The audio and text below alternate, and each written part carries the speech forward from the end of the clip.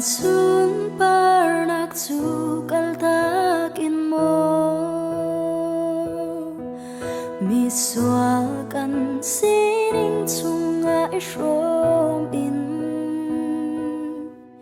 hi vole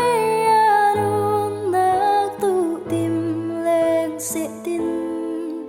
nào ta biết tiếng mun chu na thim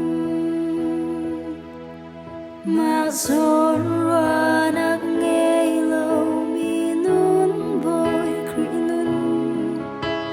riêng khi xin rung sáng chan sang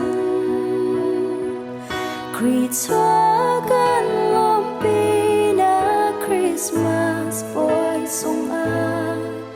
kan nun song khri nun a lom ter si Christmas an sung mi kham tu chua chan lung lom na khe na ton leo chan a Herod boy đi a tha mi na chung khar cha zun nghe par chan si kha phiêu la mà dồn roa na ka nghe lâu mi nun bồi khri nun riêng khi xin rung sáng chan sang khri choa gan lom pi na Christmas boy song a kan nun song khri nun a lom ter si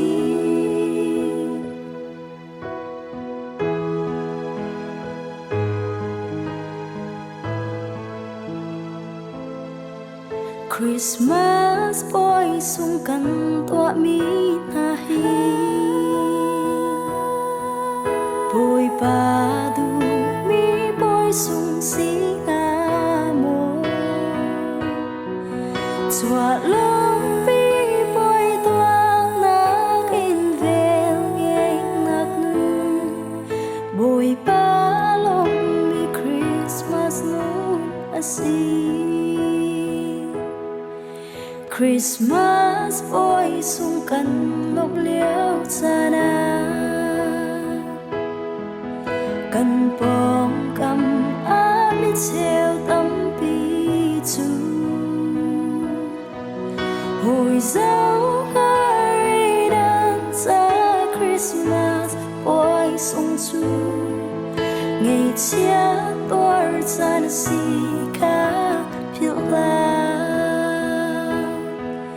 mà dồn roa na ka nghe lâu mi nun bồi khri nun riêng khi xin rung sáng chan sang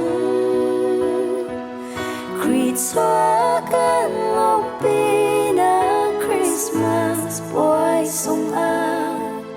kan nun song khri nun a lom ter si